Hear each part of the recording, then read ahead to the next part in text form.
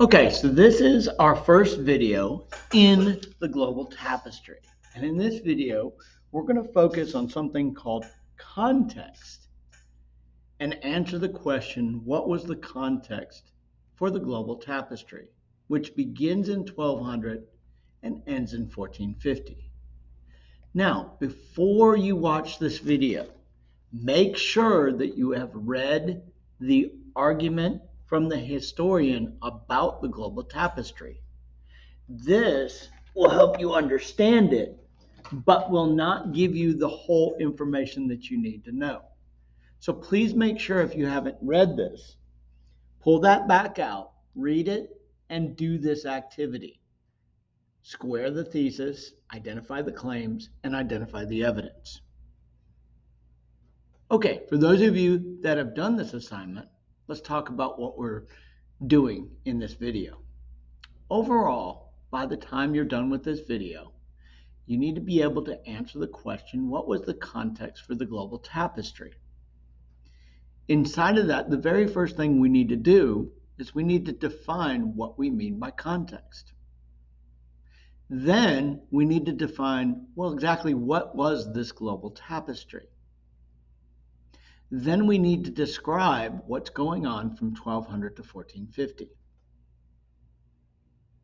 I would suggest maybe taking down some notes, or if you're reviewing, pull out your class notes when we went through this and kind of add some ideas. So we begin with the first task. What is context? As you can see on your screen, you see a picture. It was a photograph that's been made into art, drawn over, of a young man, probably from sub-Saharan Africa, working in a field. And he's wearing the t-shirt, "I hate Mondays." And so you also see another young man working in the field to his right, and to his left, you see adult workers in the field. So we're looking at this to kind of understand what context is. So when we study this photograph, we know that, first of all, it's current. And what is going on in the world is we have this world economic system. And in this world economic system, every area has a specialized role. So sub-Saharan Africa's role is to produce agricultural goods, such as cash crops, coffee, and things like that, to sell into this world market, to bring in wealth, and to be able to get the other things that allow for survival and prosperity. So in Africa, we see the growing of cash crops, but we also see the use of child labor. So context is the historical setting. Think of this as a little lead into a movie where they tell you what's going on, especially the Star Wars movies where they have that crawl going in the front. If you read a play, it establishes the setting. In history, we first describe what events, developments, and processes are occurring in the world during that time period. So when we go back to this picture, we know that from 1945 to the present, we have a massive world economy. And in that world economy, we see the development of specialization in different areas of the world to produce goods to participate. That's the overall events, developments, and processes that are going on in the world. But the next thing we need to do is we need to connect the specific topic to what we're studying. So we go back to the photograph and we say in Africa, their role in the world economy was to produce cash crops. And they used child labor to be able to produce this. So when we talk about context, we're establishing the setting. We always begin with what's going on in the world, and then we end with the specific topic that we're studying, and we connect it. So a context statement for that photograph would be something to the effect that from 1945 to the present, a world economy of trade was established in which areas specialized in the production of key things to be able to bring in the wealth to support survival and prosperity. In sub Saharan Africa, their role in the economy was to produce cash crops. These cash crops were very profitable, but they used child labor to produce them. That would be a contextualization statement. Now, why is this important? First of all, anytime we create an argument, it's going to require contextualization. Whenever we write an essay, we have to contextualize first. As a matter of fact, the first sentences that lead up to the thesis statement in that argument that you read, that's the contextualization statement. So all arguments require contextualization. Now, the other thing is it helps us understand local developments and processes. If we understand what's going on in the world, like with the photograph world trade that involves specialization of areas, then we can better understand Africa's role producing cash crops and their use of child labor. Also, if we don't know what's going on locally, then we have a better idea of what to look for when we're studying it. The bottom line is this. This is kind of a difficult skill to develop, and I am in no way expecting you to be able to write a complete conceptualization statement when you walk into class. But I will ask questions such as, what's going on in the world between 1200 and 1450? And I also will ask you, how does what you read in the passage, how does what's going on in Song China connect to these overall developments? So let's get into the global tapestry. Okay. Now, when we break down this, we know that this is the title of our first unit. So when we talk about global, we're talking about the world. But a tapestry is a little bit different. This is a tapestry. It's a work of art, usually in the form of a rug that people put up on the wall. Within this tapestry, we see many unique designs and we see many unique scenes. For example, we see the nature. We see the couple with the dog on the left. We see the three people on the right. And so these unique designs, they tell an individual story. For example, you see the couple with the dog, obviously either in love or they're probably married, walking their dog in nature, having a good time. And then the story on the right is that young man who's on one knee is essentially proposing to that young lady. And the other lady there is the mother, just to make sure that nothing bad happens to her daughter. So all in all, this tells us an entire story. During the Italian Renaissance, people focused on enjoying themselves, seeking love, seeking partnership, blah, blah, blah, blah, blah. And the unique designs contribute to that story. Okay? So let's kind of put this in a historical perspective.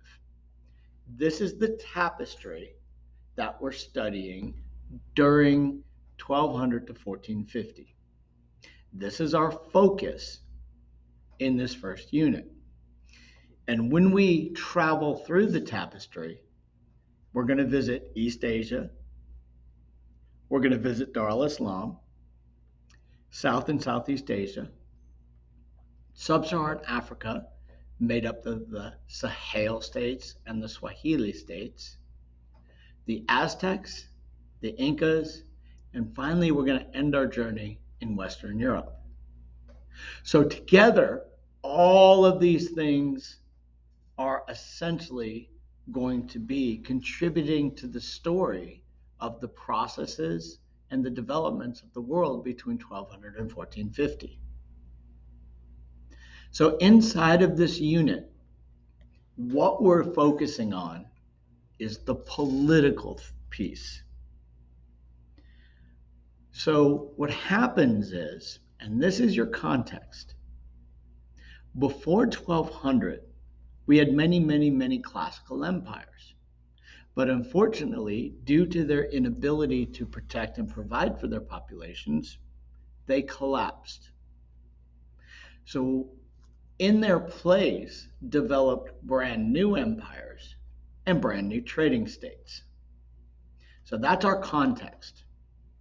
Now, what we're specifically focusing on in this unit is their new governments, because their new governments were better.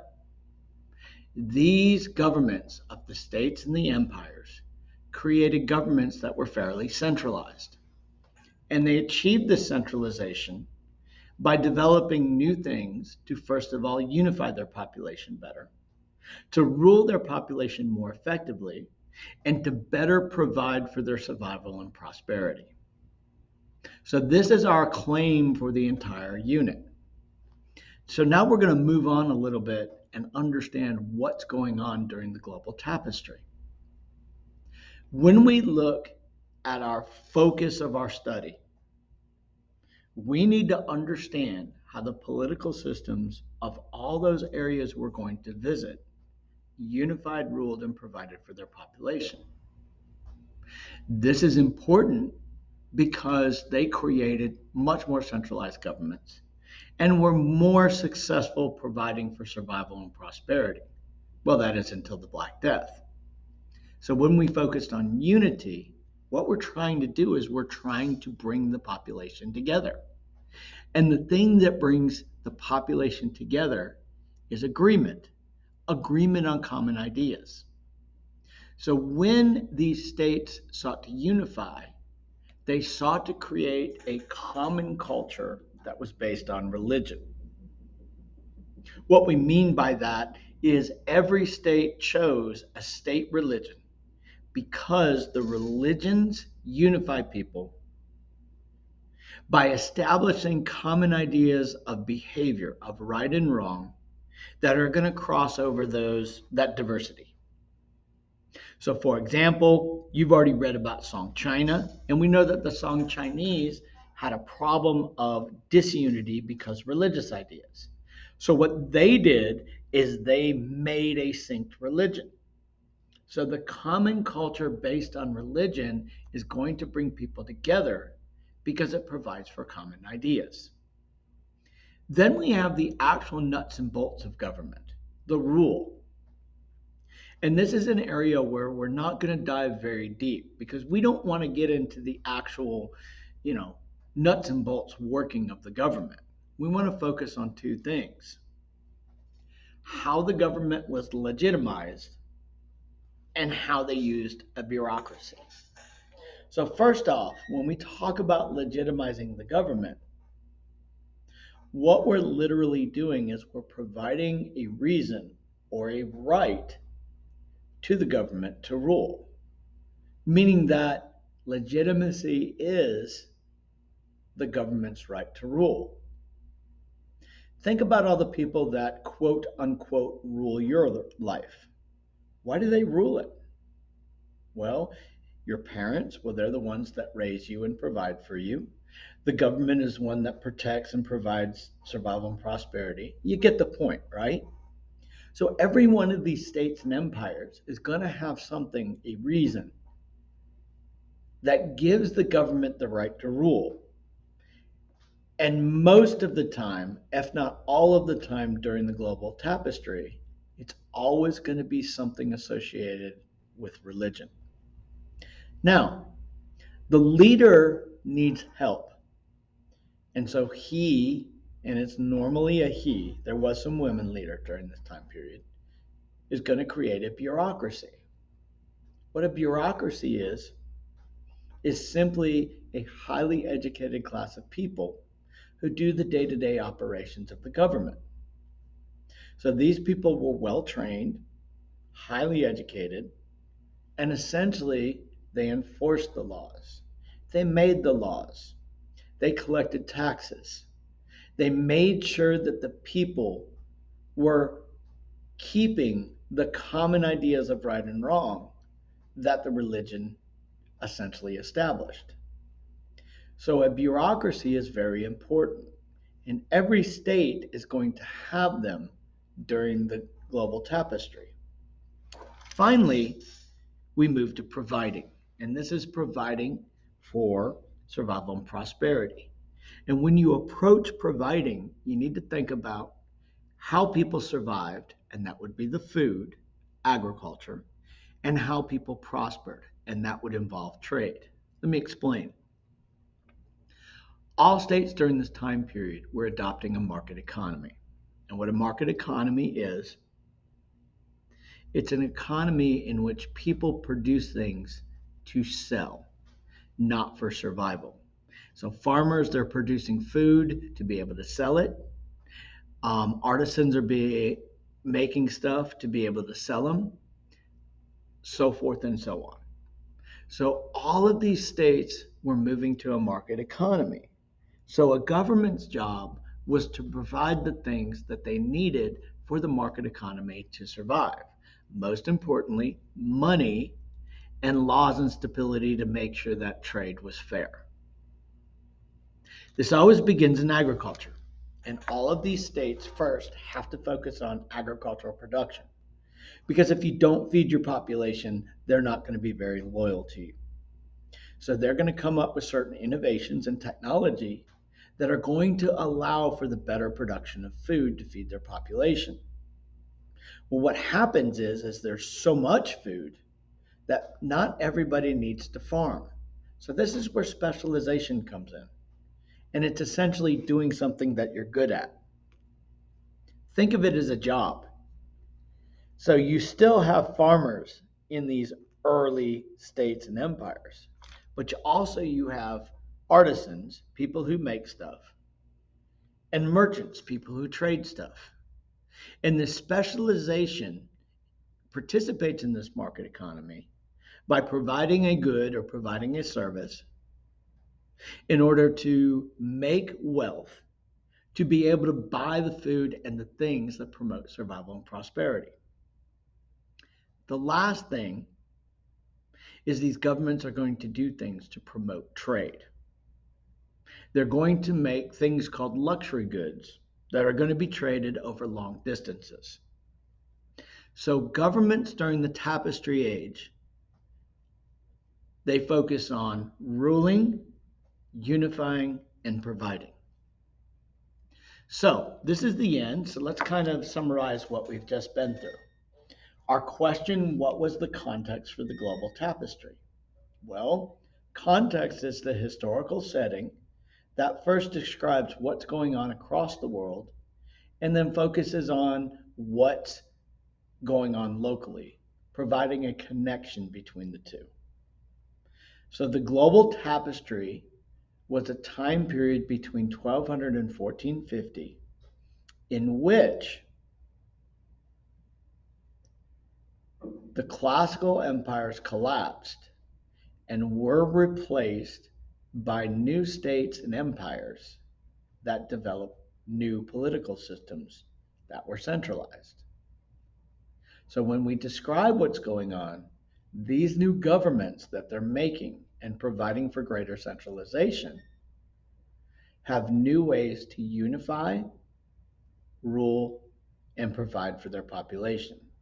They unify through a common culture, they rule through legitimacy, and they rule through a bureaucracy, and then finally they provide through agriculture and trade.